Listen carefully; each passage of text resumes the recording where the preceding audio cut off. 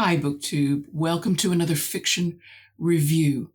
I've learned something about myself since finishing the book we're going to discuss today. It's not often, and I've said this before, it is not often that I read more than one work by the same author. But now I think I know one characteristic of an author's work that, if I should come to realize it, it makes me more inclined to read a second book or a third book, or in this case, a fourth book.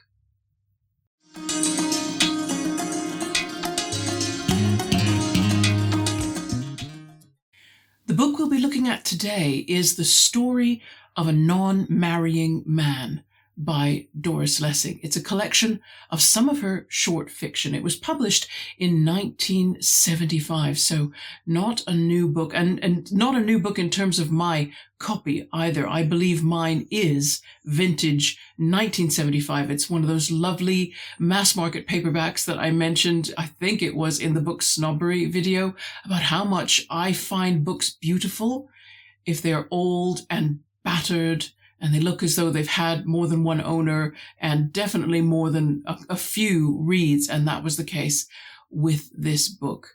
You can see it's not available in electronic versions. You need to find a paper copy. That said, I didn't see any problem with that online. There are a lot of paper copies. They range in price depending on whether you want a hardback first edition, which still seems to be out there, or whether, like me, you just want a nice, inexpensive trade paperback to read. I found one for only £3.29, and that price included the delivery. The only other thing I need to say is that this book qualifies as one of my winning titles.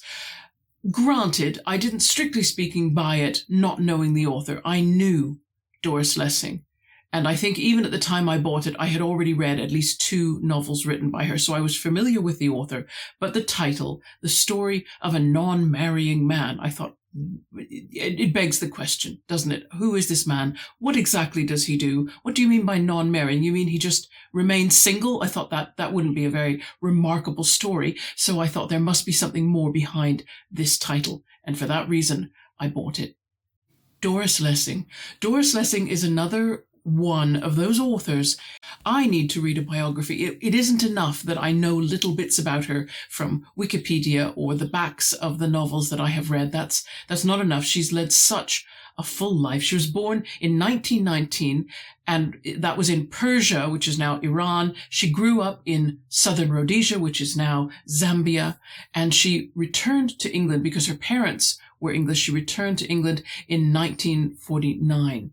Her schooling amazes me. She went to a Dominican convent in Harare, and I'm not sure how far that education went. I'm not sure what it would be the equivalent of. But apart from that, she is completely self-taught. And to read her writing is to marvel at her ability to teach herself. She makes me think a little bit, I suppose, of George Eliot, although I think George Eliot probably had more formal schooling than Doris Lessing appears to have had. Her first novel was The Grass is Singing, published in 1950, and in 2007 she was awarded, among many other prizes. Again, this is why she's a reader biography type of author, but by 2007 she was awarded the Nobel Prize for Literature, and I will include a link to the Guardian newspaper's obituary when she died in 2013. Structure. This is the thing that I mentioned at the introduction to this video. What is the quality of an author's writing that makes me come back more than once, compels me, in spite the tendency that I have to prefer to jump from one thing to a completely different thing to a completely different thing. You know that's my nature, but sometimes I can be held down to keep following one author. And in the case of Doris Lessing, it's because you really never know what you are going to get with a Doris Lessing novel. It's not that simple. The only other author I can think who is comparative is Margaret Atwood. You really don't know when you open the covers. Ian McEwan, sorry. I'm going to start thinking of them now, and we're going to waste time. Okay. But you never know, and it's true of this collection of short stories. If we talk about the setting, and in terms of space, well, I mean, she goes from South Africa to Egypt to Italy following one character. There's a couple of stories, and I wouldn't call them stories as much as landscape portraits of Regent's Park. In one case, she follows the park through the year, and she describes the story is the life of the park through 4 seasons. And another one stays there just one day and finds a particular part of the garden that many people don't reach. And then she's even got an intergalactic theme. And those of you who know Doris Lessing will know she did write a few works of science fiction, much to her publisher's consternation. They really didn't want her to depart, but she was the kind of writer who was and who could be independent of her publisher's worries about what's marketable and what's not marketable, and follow the lead of her imagination. And in time, again, the stories, they don't tend to be either covering a short period of time or a long period of time. We have a story that covers one afternoon. We have a story that's maybe a week. Then we have another one that covers several decades. And the final story, The Temptation of Jack Orkney, is a couple of months, just before and just after Jack's father dies, and everything that comes up in anyone's life when they're grieving for a parent, how it makes one feel about oneself. And what is the purpose of a Doris Lessing short story? What is she trying to do? I honestly feel that Lessing is always asking us to stretch our imaginations, but also our sympathies. She kind of takes us to people who, in one way or another, they're not doing things quite as other people would say they ought. The conventions of society, these are people that they always kind of, they don't go way over the line, perhaps, although some do, but they just to put a toe over, and they keep it there. Or they have almost one leg on either side of that, whatever social boundary line it might be. There's different viewpoints. Again, if we talk about structure in terms of viewpoint, you will never get quite the same thing. I went through all the stories, and I found that they were equally divided between first-person narrative and third-person narrative. If I said anything else about her narration, well, the characters are mainly middle class and white, although in a lot of stories you will see those characters' socioeconomic status decline in some way. And there are many older characters, and perhaps that's why I found this short story collection interesting, was people dealing with their lives when they're older, or people who have perhaps done that thing of keeping one leg over the boundary line for several decades. And what does it feel like as you get toward the end of your life to be doing something like that? Lessing's narrators, they never moralize. They don't comment extensively on the actions of the character. They're not trying to tell you what they think of the character. There's none of that. The only judgments that you get to hear as you're reading are the evaluations of the characters about themselves. I'm going to quote from an article written by Judith Stitzel from College English Journal, Volume 40, 1979, and the article is called Reading Doris Lessing. Lessing seems more keenly aware than most of the enormous pressures upon us to think approved thoughts. And these pressures, though they may come from without and be in service of maintaining the coherence of some official body, are experienced as coming from within. We feel the reluctance as our own. It is our own fear to move into uncharted realms. So that often, even when we come to believe something, or even to consider as worthy of serious thought, something that previously we mocked or we thought impossible, we often hesitate to admit our new belief, in part because we know, judging from our own earlier responses, that we will be mocked. But also, and this may be the stronger deterrent, because there is within us a residue of the negative judgment to which we now submit ourselves.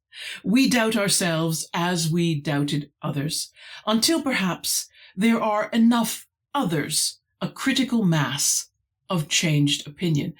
And I do think that Doris Lessing works with this strangeness. What are people like when they're flaunting convention in some small way? Stitzel goes on to talk about Lessing being the kind of writer who gets her readers thinking, about how human beings do this setting up of social and moral boundaries, and about those humans who end up on the wrong side, and what are they thinking? How do they see themselves? And what was the thinking that led them to the decision that they made? Let me give you some examples of these boundary line crossings, because you'll see they differ in terms of how dramatic they are. In the opening story, Out of the Fountain, we meet a character called Ephraim.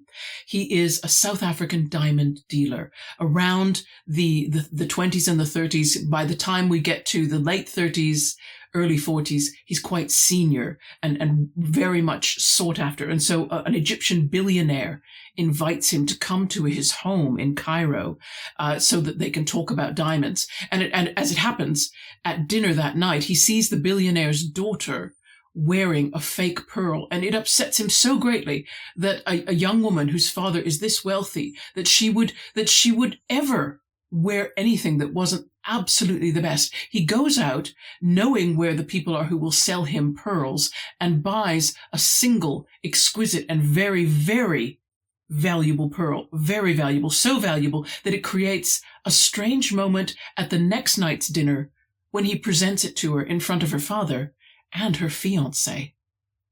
And then there's another story called An Unposted Love Letter, where the boundary lines are being crossed only in the main character's imagination. And yet, there's something so, and we know this, don't we? We know that even if we think thoughts we are not supposed to, but never act on them, nevertheless, there's power even in the thinking. And some characters literally move across national boundaries in order to keep themselves from becoming bound up in society's expectations about them. And of course, that is the story titled The Story of the Non-Marrying Man. Doris Lessing herself was one of those people who had a foot over a social boundary line, at least for her time. She was a member of the Communist Party, both in Rhodesia in the late 40s and in Britain when she moved there in the mid-50s for a couple of years. Now, in August 2015, 2 years after her death, MI5 made public and available to the public her security files. They had been keeping tabs on her very closely from 1943. So in other words, they had agents down in Rhodesia until 1959. Now, what was interesting was that scholars were very eager to get their hands on these files because some of the things that Doris Lessing had said about herself and her party loyalties and her party actions in her autobiography and other writings, some of those things were contradictory. So obviously they wanted to see these files to see if they clarified anything. Apparently they clarified virtually nothing because there really wasn't anything that the security services found out about Lessing that was particularly interesting. And what was also humorous to me is that there obviously there was more than one agent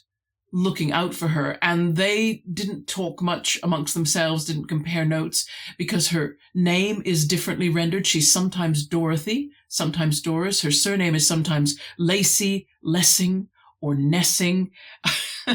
And it's funny that MI5, nevertheless, even though very little actual information about her doing anything or saying anything was ever put down, most of the stuff that was recorded about her was quite dull, very dishwater. Nevertheless, they warned authorities in South Rhodesia in 1956 when Doris Lessing was planning a trip to Africa. They'd obviously bugged the phones wherever she was working, so they were able to warn the South Rhodesian government, she's coming, just letting you know. And of course, the South Rhodesian government said, well, we're never going to let her into South Africa. When her plane landed in Johannesburg, she was detained. And she said to journalists later, she said, nobody gave me any reason why I was refused entry. And she said, it's true. I'm a member of the British Communist Party. I've always been open about that. But what did they think I could actually do here? But it underlines how much of an outsider she must have felt sometimes. And therefore, I think all the characters that she portrays who do this stepping over some social boundary or another, they're very sympathetic portrayals. And even if you don't yourself think you'd want to behave the way the character's behaving, you feel very sympathetic for their choices. That was my experience reading the stories, that I felt with these characters, even if I thought, oh no, I won't be imitating you. I think you will enjoy these. If you've never read Doris Lessing before, I think probably her short fiction would be a good way to introduce yourself. And then you will get a sense of how she writes, particularly her fondness for a kind of reportage style or journal entry or letters. A lot of her narratives are based on that kind of writing, which sometimes can seem a little dry, but she's so observant. She's so sharply observant. In fact, before I close off this review, I'd like to read a passage from the story that she did talking about Regent's Park. And this is her landscape portraiture, where the whole point of the writing is to really make you feel there. She's in Regent's Park and she's describing the activities of the moorhens. Moorhens are strict-looking, tailored, black and white birds among the fanciful ducks, the black swans with their red sealing wax bills. They have a look of modest purpose, of duty, of restraint, and then one comes up out of the water to join birds crowding for thrown bread, and the exposed feet are a shock, being large, whitey green, scaly, reptilian, as if they had belonged to half-bird, half-lizard ancestors and have descended unaltered down the chain of evolution, while the birds modified above water into the handy, tidy moorhen shape, a land shape it is easy to think.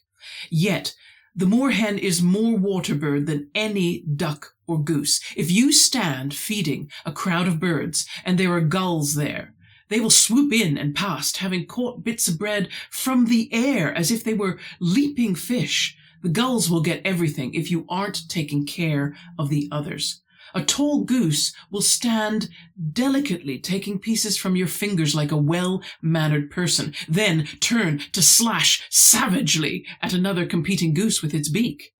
After the gulls, the geese provide for themselves best.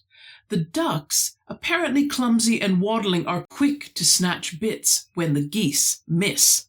But to try and feed the moorhens, for which, sentimentally, I have a fancy, is harder than to feed shy deer in a zoo when the big ones have decided they are going to get what is going. First, the moorhens have to get up on the bank on those clumsy water feet, and then their movements are slower than the other birds. The moorhens are poking about after the bits when the others have swallowed them and are already crowding in for more. Yet in the water there is nothing quicker and neater. And that's the kind of descriptive prose that I think she's so good at, so sharply, carefully observed. A very ordinary thing, a moorhen, they're all over the place in England. You can find them in almost any body of fresh water. Already you have great sympathy with that moorhen, just because of how carefully she's described the way it tries its best to compete for food that is being handed out, and yet it doesn't quite make it. It, in a way, you could call it, in the bird sense, it's not keeping up. It's not doing the conventional thing in the right way or as well as it should. So she's looking, in a sense, at a bird that cannot quite keep up with the social expectation. And that is the end of the review. I had to just get in that little bit of a quote because I feel like she's a writer who's very, very much worth reading. And yes, that's a prejudice because I've already admitted, for some reason, she keeps luring me back. And that's it, everybody. It's so bright out. I'm sitting here with all this natural light streaming in the windows and thinking, oh, I just can't seem to be outside enough. So that's what I'm going to do. Take a book, go outside, have a read. I'll publish this first, though, so that you can all watch it. And then everybody, good luck with your reading. It's getting close to Easter holidays. We are planning a day out on one of those 4 days, if we can get the right weather, just to read, just to sit and read outside the whole day. I'm really looking forward to that. Anyway, I hope your reading goes well too. Until we see each other again, take care. Bye-bye.